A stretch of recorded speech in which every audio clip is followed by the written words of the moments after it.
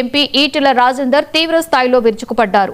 కేంద్రం ఇస్తున్న నిధులతో పథకాలు అమలు చేస్తూ ఇందిరమ్మ పేర్లు పెట్టుకోవడం సొమ్ము ఒకరిది సోకు ఒకరిది అన్న చందంగా ఉందని మండిపడ్డారు.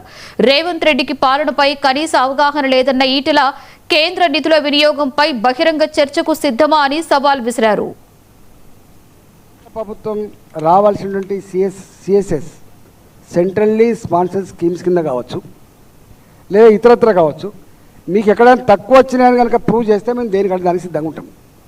ఒకవేళ ఎక్కువ వచ్చినాయని చెప్పి మేము ప్రూవ్ చేస్తే మీరు దేనికంటే అనుకుంటారా? లోపల ఒకటి మాట్లాడుతున్నారు, బయట ఒకటి మాట్లాడుతున్నారు. వాళ్ళు నిజాయితీ లేదు వాళ్ళకి. ఎందుకు పోతున్నారు? ఇప్పుడు పెట్టామని అడుగుతారు తప్ప పెట్టనమని అడుగుతారా? ఇవాళ ఎయిర్పోర్ట్ల విషయంలో కావచ్చు, రైల్వేస్ విషయంలో కావచ్చు, నేషనల్ హైవేస్ విషయంలో కావచ్చు, త్రిపురాల రోడ్డు విషయంలో కావచ్చు, ఇవాళ హైదరాబాద్లో మెట్రోస్ విషయంలో కావచ్చు, ఇవన్నీ ఎందుకు పోయి అడుగుతున్నారు? మీరు పెట్టామనే కదా అడిగేది.